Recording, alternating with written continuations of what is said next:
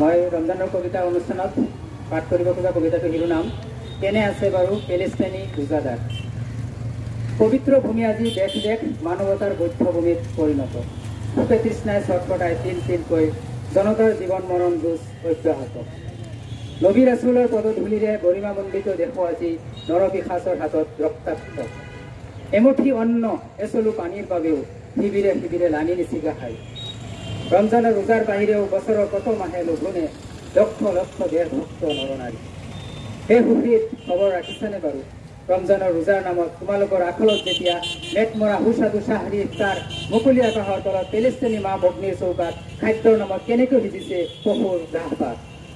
সেই ফুটপাত মিথ্যাবাদৰ পৃষ্ঠপোহক নদীৰ পৰা সাগৰলৈ আবাল বৃদ্ধ বনিতাক এবাৰ সুধি চোৱা, বিনা চাহৰি বিনা ইফতাৰে ৰমজানৰ ৰোজাৰ কি সোৱাদ।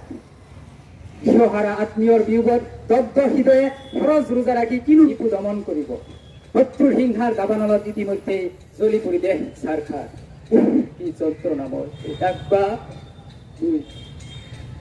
সঁচাই বাৰু আজি নাই নেকি আমাৰ বিশ্বত ইমাম মাহাদীৰ কোনো বিকল্প মানৱ দৰদী নেতা, যাৰ আগমনে স্বদেহতে শৰণাৰ্থী হোৱাৰ পৰা পেলেষ্টাইনী জনগণক পূৰ্ণ নিৰাপত্তা। সুন্দৰ কবিতা, শ্ৰেষ্ঠ কবিতা। মই ভাবিছোঁ কবিতা সুন্দৰৰ এজনে শ্ৰেষ্ঠ কবিতা আৰু বাস্তৱ ধৰ্মী কবিতাটো এতিয়া আমাৰ গম পাই পেলেষ্টাইনত কি হৈ আছে বা এতিয়া দ্বিতীয় বিশ্বৰ দেশবোৰত কি হৈ আছে।